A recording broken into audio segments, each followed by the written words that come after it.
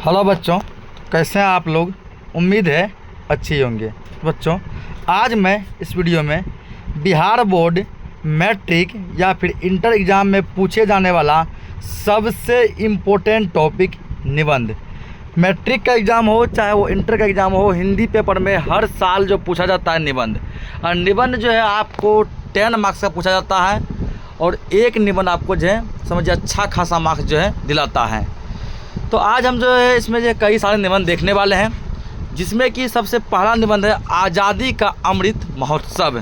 आज़ादी का अमृत महोत्सव, तो इसको हम लोग देखेंगे कि कैसे हम लोग निबंध को लिखेंगे और इसमें क्या क्या पॉइंट लिखना है। तो आज़ादी का अमृत महोत्सव, ठीक है। सबसे पहले इसमें हमको भूमिका लिखना है। भूमिका में जैसे लिखेंगे कि आज़ादी का अमृत महोत्सव भारत की यहाँ 75वीं लिखा है ना, ये तो पुराना, आप यहाँ पे 80वीं लिखिएगा, कि अभी जो 80वां चला है ना, अभी जो झंडा जब हम लोग फहराए हैं 15 अगस्त को, ये कौन सा हुआ है, तो 80 हो गया है, ठीक ना। तो लिखना आज़ादी का अमृत महोत्सव 80वीं वर्षगांठ का एक राष्ट्रव्यापी उत्सव है। राष्ट्रव्यापी क्या है? उत्सव है। भारत की स्वतंत्रता की लड़ाई एक लंबी और कठिन यात्रा थी। देश के लोगों ने ब्रिटिश शासन के खिलाफ लड़ाई लड़ी और अपने अधिकारों और स्वतंत्रता के लिए संघर्ष किया, ठीक ना। क्या किया? संघर्ष किया। यह महोत्सव हमें भारत की स्वतंत्रता की यात्रा को याद करने को और देश के भविष्य के लिए नई ऊर्जा और उत्साह को जगाने का अवसर प्रदान करता है। कौन सा महोत्सव? तो आज़ादी का अमृत महोत्सव। आगे इसमें हम लोग लिखेंगे कि यहाँ लिखा है 15 अगस्त 2022, तो आपको लिखना है 15 अगस्त 2026 को। 15 अगस्त 2026 को भारत की स्वतंत्रता का 80वां वर्ष पूरा हो गया, ठीक ना। 80वां वर्ष क्या हो गया? पूरा हो गया। प्रधानमंत्री नरेंद्र मोदी ने 12 मार्च 2021 को अहमदाबाद के साबरमती आश्रम में आज़ादी के अमृत महोत्सव का उद्घाटन किया था, क्योंकि इसी दिन महात्मा गांधी ने नमक सत्याग्रह की शुरुआत की थी।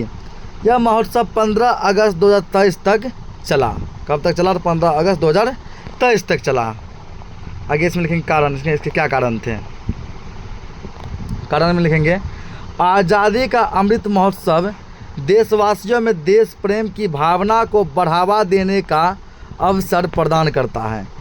इसको मनाने के पीछे कई कारण हैं।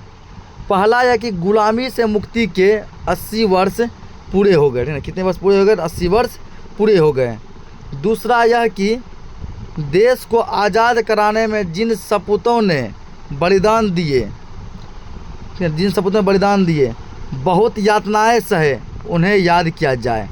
तीसरा यह कि इस कार्यक्रम के माध्यम से लोगों को स्वतंत्रता और लोकतंत्र के सही मायने बताए जाएं, साथ ही अपनी उपलब्धियों की समीक्षा की जाए। अब जानेंगे इसका महत्व, इसका क्या क्या महत्व है। तो महत्व में लिखना है वर्तमान समय में भारत की युवा पीढ़ी, जिनकी उम्र 18 वर्ष से 35 वर्ष के बीच है, वह आज़ादी के संघर्ष और लोकतंत्र के महत्व को बेहतर ढंग से नहीं जानती है। युवा पीढ़ी कई विचारधाराओं में बंट जाती है। ऐसे में उसे अपने देश के इतिहास और वर्तमान से जोड़ना जरूरी है। भारत को आज़ाद कराने के लिए किन किन चुनौतियों का सामना करना पड़ा और क्या क्या कुर्बानियाँ भारत को देनी पड़ी, यह आज की युवा पीढ़ी को जानना और समझना आवश्यक है। आज़ादी का अमृत महोत्सव किसी विशेष जाति, धर्म अथवा राज्य नहीं, बल्कि संपूर्ण भारत के लिए महत्वपूर्ण है। इस दिन राष्ट्रीय महोत्सव के दौरान सभी सरकारी भवन और घरों पर तिरंगा फहराया गया।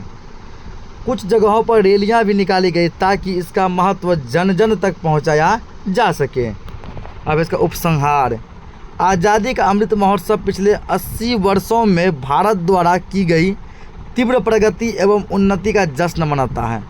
यह महोत्सव हमें अपनी छिपी शक्तियों को फिर से खोजने और आज़ादी के नायकों को याद करने तथा देश के उन्नति के लिए ईमानदार प्रयास करने पर बल देता है। और लास्ट लिखना है इसका निष्कर्ष।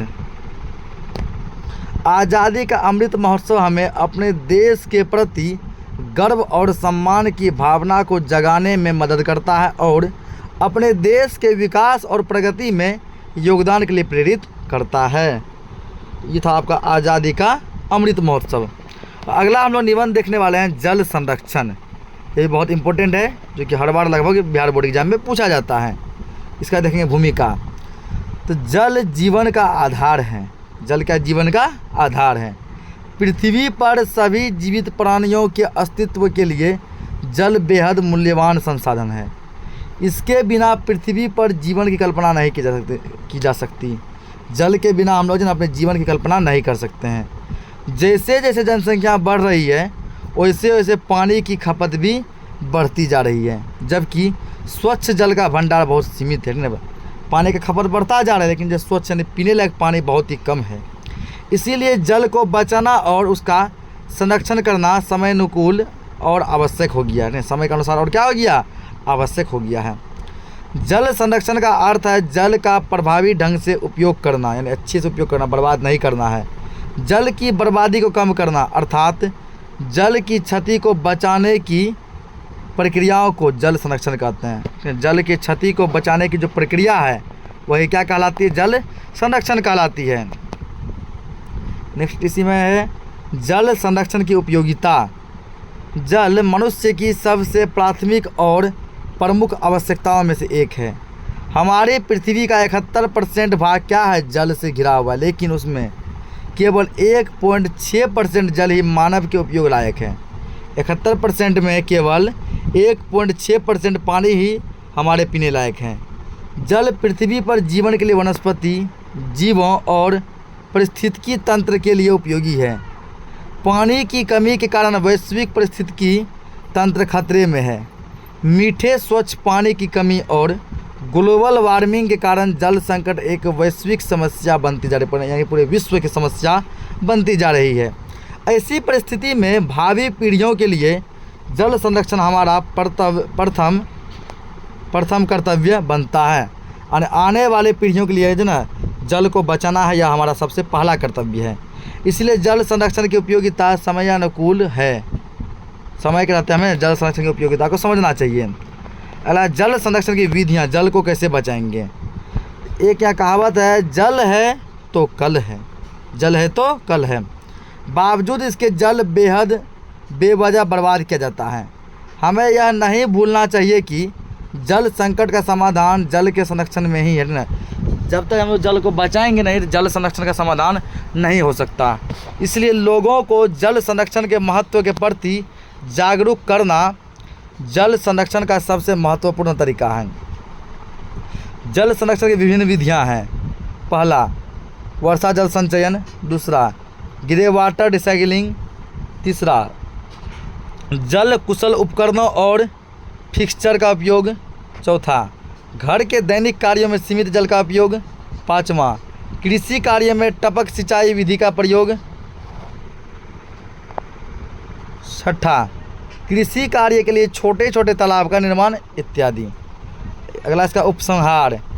जल हमारी प्राकृतिक आवश्यकता है तथा जल का कोई विकल्प नहीं है और यह बेहद ही सीमित मात्रा में उपस्थित है। जल क्या, इसका कोई विकल्प नहीं है कि जल खत्म होगा तो ये पी के रह लेंगे, वो पी के रह लेंगे, नहीं रह पाएंगे। जल जो है बहुत ही कम मात्रा में उपस्थित है। इसलिए इसका जितना ज़्यादा से ज़्यादा और जल्दी से जल्दी संरक्षण किया जाना चाहिए, ताकि आने वाली पीढ़ी उतना ही सुखी और सुरक्षित रहे।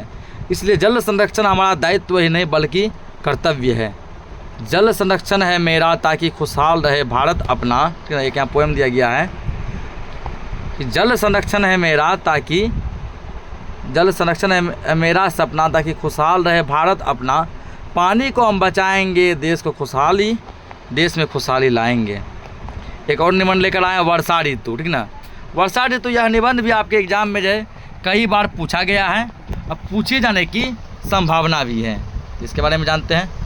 पहले इसका प्रारंभ में है, कड़कड़ाती गर्मी के बाद जून और जुलाई के महीने में वर्षा ऋतु का आगमन होता है। ठीक ना, कड़कड़ाती गर्मी के बाद क्या होता है, जून जुलाई महीने में जो है हमारे भारत में वर्षा ऋतु का आगमन होता है। वर्षा की बूंदें धरती को सराबोर कर देती है। लोगों को गर्मी से काफ़ी राहत मिलती है। वर्षा ऋतु में तालाबों, नहरों में पानी भर जाता है, पानी की किल्लत दूर हो जाती है, यानी पानी की कमी क्या हो जाती है, दूर हो जाती है। वर्षा के मौसम में चारों ओर जो है हरियाली छा जाती है, पेड़ पौधे तेज़ी से बढ़ने लगते हैं और वातावरण खुशनुमा हो जाता है। किसान अपने फसलों की हरियाली देख खुशी से झूम उठता है। सचमुच प्रकृति का सबसे सुंदर स्वरूप देखने का सुख वर्षा ऋतु में प्राप्त होता है। कुछ सौंदर्य देखते हैं। ग्रीष्म रूपी दैत्य के अतिशय अत्याचार से पृथ्वी तवे की तरह जलने लगता है, ठीक ना। नहीं, गर्मी के कारण जो है पृथ्वी क्या होता है, तावा के भांति जो है जलने लगता है। जेठ माह की दोपहरी में छाँव भी छाँ खोजने लगती है, यानी छाया में भी छाया महसूस नहीं होता है। छाया में भी उसी प्रकार समझिए कड़ाकी गर्मी लगती है। किस महीना में, जेठ के महीना में। तब मतवाले बादल नभ में गर्जन का नगारा ठोकते हुए दौड़ पड़ते हैं। उमड़ते घुमड़ते बादलों को देखकर केवल मोर ही नहीं नाचते, अपितु बच्चों की टोलियां भी अपनी प्रसन्नता झमाझम वर्षा में चहक चहक कर स्नान कर व्यक्त करती हैं। वर्षा को ऋतुओं की रानी कहा गया है। ऋतुओं की रानी किसको कहा गया है, तो ऋतुओं की रानी वर्षा ऋतु कहा गया है। इस ऋतु में प्रकृति रानी पल पल परिधान परिवर्तित कर अपनी अद्भुत छटा दिखाने लगती है। दादुर की ध्वनि तथा झिंगुर की झंकार एक संगीतमय वातावरण उपस्थित करती है। आगे इसमें लाभ और हानि। असहनीय गर्मी के बाद वर्षा ऋतु सभी के जीवन में उम्मीद और राहत की फुहार लेकर आता है। प्यासी धरती पर अमृत की बूंदें झड़ने लगती हैं।